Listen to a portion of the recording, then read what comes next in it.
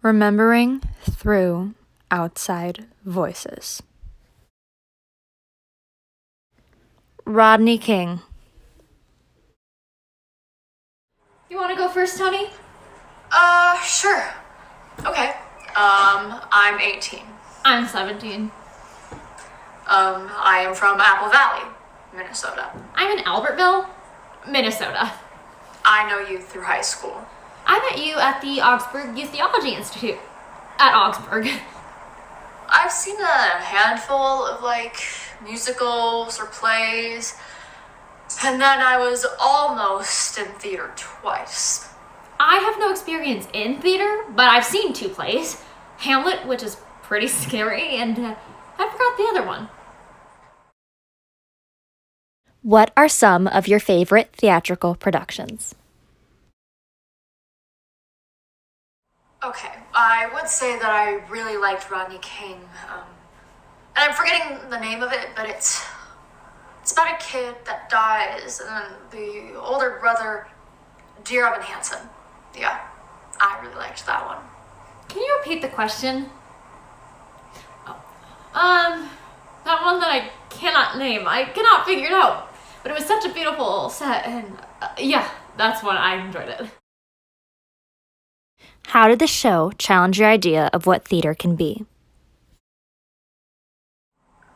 I kind of assumed it would either be like a play or a musical, and when you mentioned it, I googled Rodney King, and I was given a bit of context about it, so I was really confused as to why someone would turn that into a play or a musical, because something of that seriousness shouldn't be presented in that way.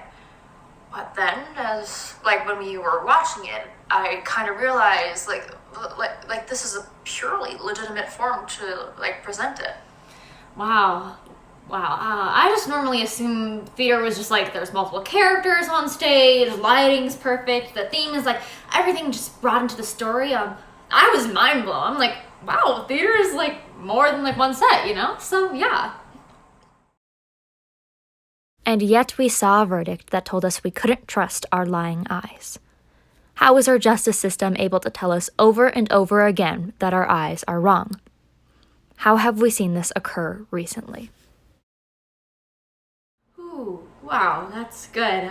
People say that one phrase, one apple doesn't ruin the whole bunch, you know? And I feel that's a prime example of people are it's just one bad cop.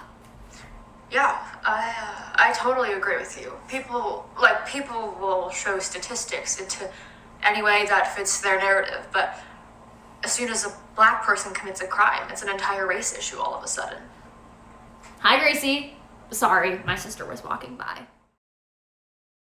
Can theater or other forms of art make people more susceptible to opening up and having a difficult and uncomfortable dialogue about these issues facing our country? It creates this hunger for knowledge about it, and hunger for justice about it. As an activist about this, I feel as if yes. The object lesson. I am 52. I am 51. I grew up in Hastings, Minnesota. Currently live in Eagan, Minnesota. I was born in Chippewa Falls, Wisconsin. Currently live in Eagan. How do you know me? I am your father. I gave birth to you. The answer you wanted. How much experience have you had with theater or the theater community? I would say about the average amount.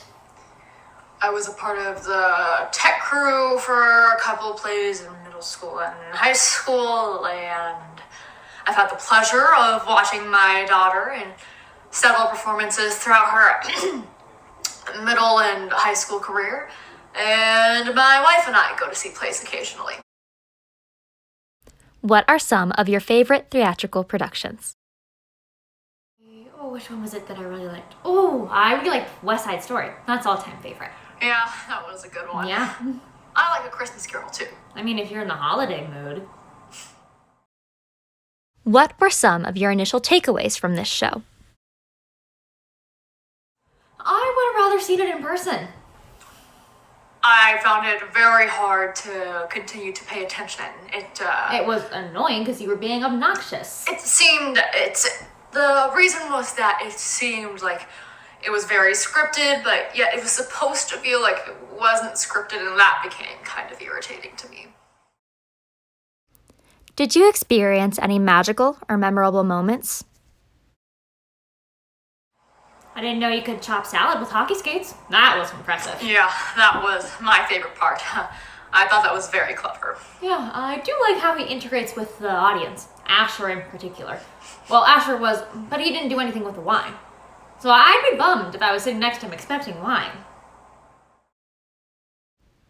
How is the lesson taught? Well, He made a mess of boxes. He also got some lady drunk.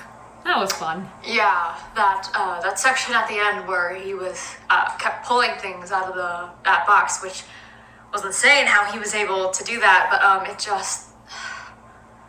it was clearly a timeline of reflecting aging. What do you learn? Well, I think it teaches you to cherish the experiences and people around you rather than the objects. I think in your own life, you sometimes pick up things and in a moment you're just excited about it. And then a couple of weeks later, you're like, why did I do this? Why did I get this? And value is no longer there because the feeling isn't attached to it. If you were to create your own box, what would you find in it? Let me see, my nice snuggly blanket I like, a bottle of wine, and all the seasons of the Housewives. Oh, wow. It is a good question. How much time do we have for this? Or are you gonna be all like sappy and say, my family, clean underwear? It probably would be, things that go back to my childhood. So probably like things that were important to me at the time would have been like my baseball glove, He's a hoarder. golf stuff, maybe like a golf ball. My mom bought me a personalized golf tee. Maybe like my fraternity sweatshirt. Then artwork from my kids, maybe. I'd probably pick a piece of artwork that each of my kids made me. Probably some pictures of my favorite events with my wife. And that's what comes to mind right now. Hamilton. How old are you? 18. 16.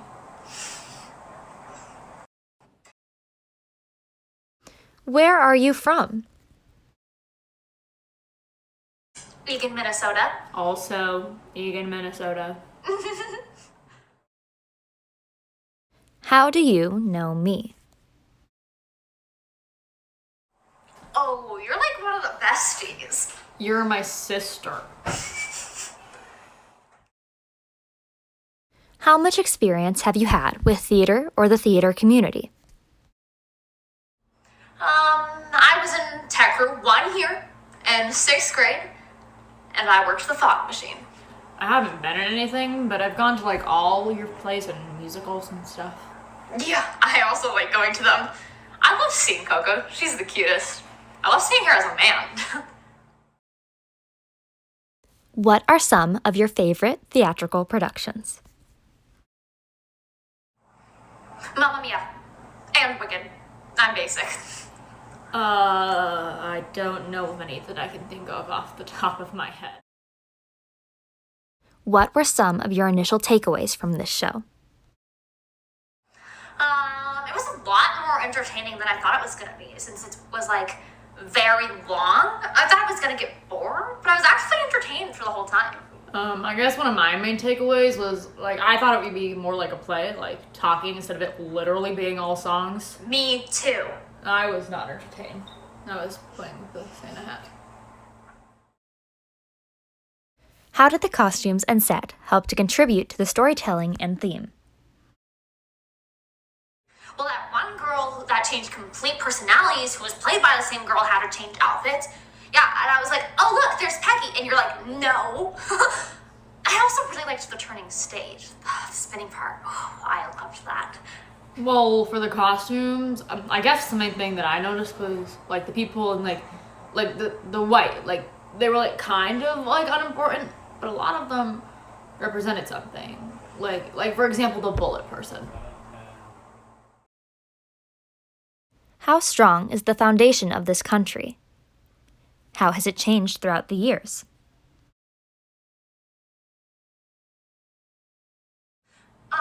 I think the foundations are like there, but changing, because I honestly don't think they were the best to begin with. There are also some people who aren't open for change, and I feel like those are like the people that cause problems in our country today. I would say right now it's at probably one of the weakest points it's been in history, especially considering how like how much the two-party system has been spread apart because of this past election. And yeah, no bueno. Yeah, I just don't think like having such a division to the point where you're insulting each other. The point is, their ideologies were set out and they were good. Like they were good, strong foundations for the country, but then people didn't actually like kind of follow those, and then it just got weaker and weaker over time. Can the message and narrative of Hamilton influence us to take a stand and to make sure that our own narrative is told, that our stories are told, no matter what challenges we may come to face? I don't even completely understand the message of Hamilton. I thought it was like there to entertain. Yeah, it was like there, I feel like, to show. But yeah, I guess I've come to the realization that I'm not gonna be famous. So probably in like 4 generations, no one's gonna know who the heck I am. But like, I still want to tell like my kids and like my grandkids, you know, I lived through a pandemic. But like to get my own narrative told, you would have to be able to do some of those like big things that are like become a social media influencer in some way. Where are you seeing doubleness, themes of memory, and history play out this moment? Doubling? I'm still kind of confused. I can answer. Yes, please. Okay, so the main thing that I already kind of stated this something similar earlier, but Hamilton, as I said, wants change and he stands for change, and in the current day we can see that in general.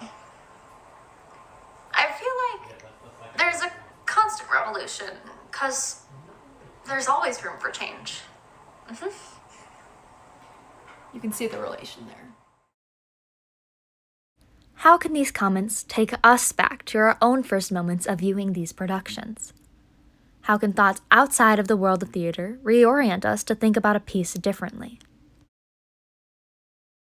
Credits. The participants from Rodney King, Tony and Nyador. The participants from The Object Lesson, Mom and Dad. And the participants from Hamilton, Ashley and Jackson. Pictures were not taken during interviews. Created, edited, performed, and interviewed by Coco Larson. Big thanks to Amanda Krinke for giving me the idea that inspired this project. And finally, thank you for watching.